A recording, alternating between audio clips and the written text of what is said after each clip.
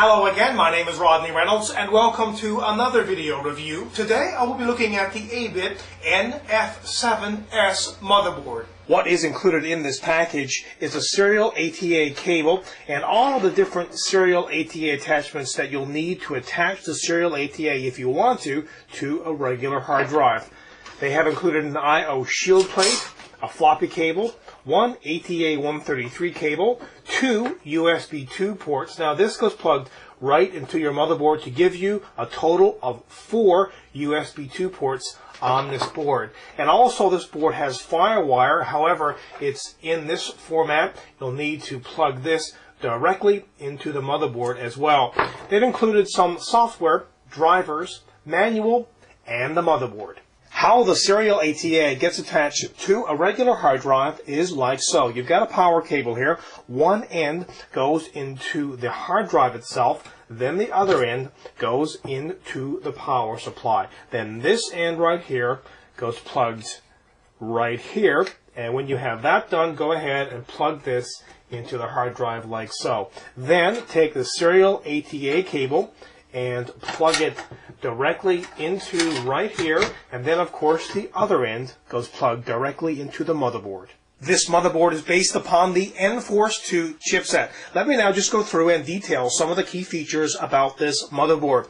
Right here is where the AMD CPU gets installed. Now this is actually a sample board, and it doesn't have 4 mounting screws, and those 4 mounting screws of course are normally right here, here, here, and here. 4 different coolers. In the retail version of this, it will have those 4 mounting holes around the socket. Also, 3 banks of DDR333 memory is supported with this board. Here are the IDE channels. Also, this board supports serial ATA, and those connections are right here. And you can do serial ATA RAID on this board as well. There are 5 PCI slots and 1 AGP slot. Now, this AGP slot does support 8 times AGP. And there are 2 power connections that you have to make on this board. There's one right here and one right here. And there's 3 fan headers on this board. One right here, here, and over here.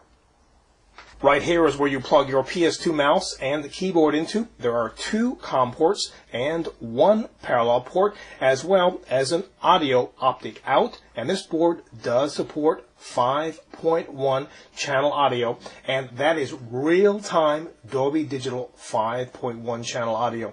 Also on the board, there is 1 LAN port and 2 onboard USB 2 ports. Let me now touch on some of the key features within this particular BIOS. First, the advanced BIOS features, and in here, this is a common area really throughout many BIOSes. You can set things like the first boot, second boot, and third boot devices, and further down here you can enable and disable things like swap floppy drive, as well as boot up floppy seek, and so on. Within the advanced chipset features is where you can go to set different memory timings, as well as some AGP settings. Now first of all, let's go over the memory timings. You've got an expert mode where you can go change them manually.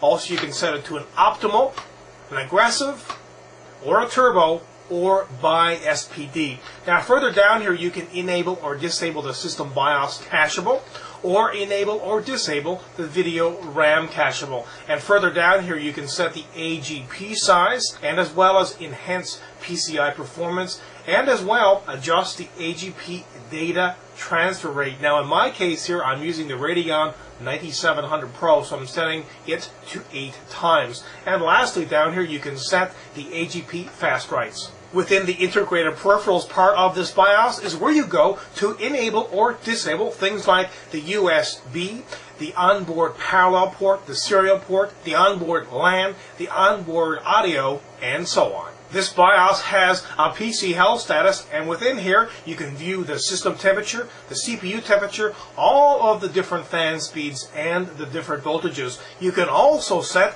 a CPU shutdown temperature as well as a CPU warning temperature.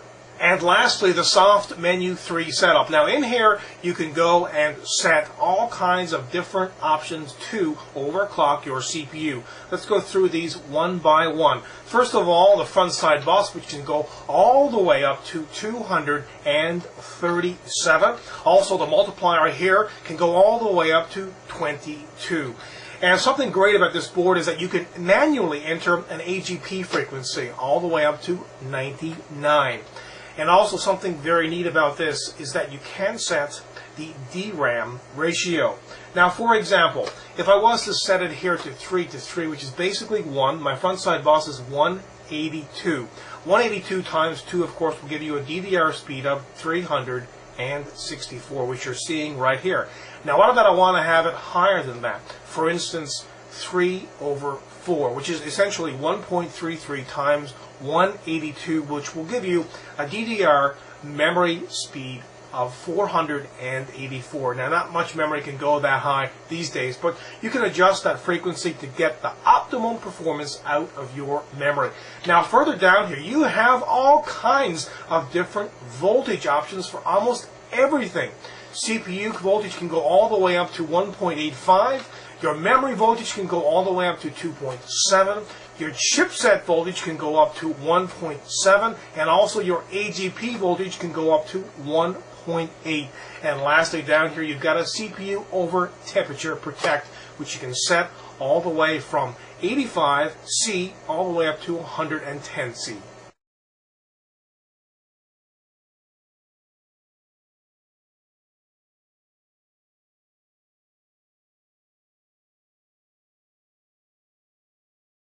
The CPU result is 6,181.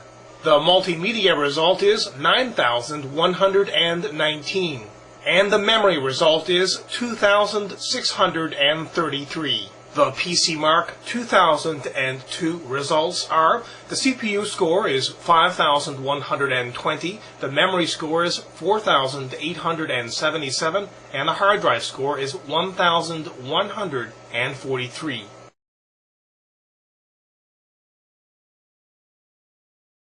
And the 3D Mark 2001 second edition result is 11,754.